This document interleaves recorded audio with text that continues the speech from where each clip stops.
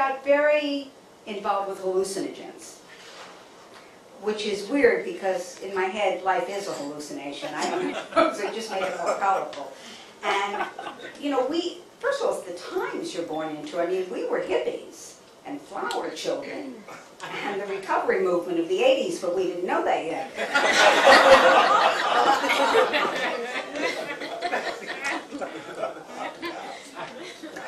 God.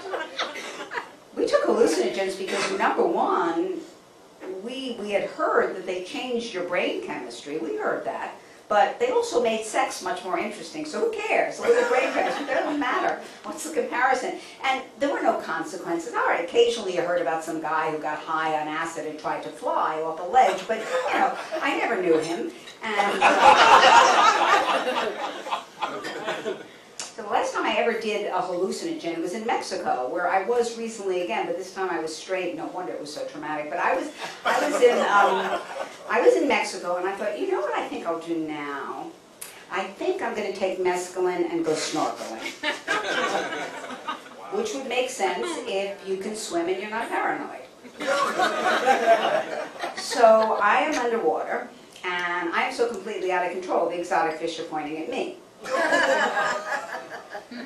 There are tours leaving every 5 minutes. If you want to see the small Jew having a major anxiety attack underwater, they'll be leaving from pier number 9. Number 9, number 9, number 9. This is where we show our age. Okay. Number 9, number 9. So, then I began to hallucinate. That was fun. I began to hallucinate a fish that doesn't exist. I was convinced that I saw a Gilfilter fish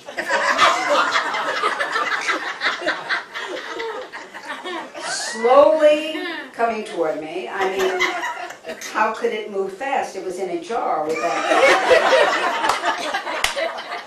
horrible jelly.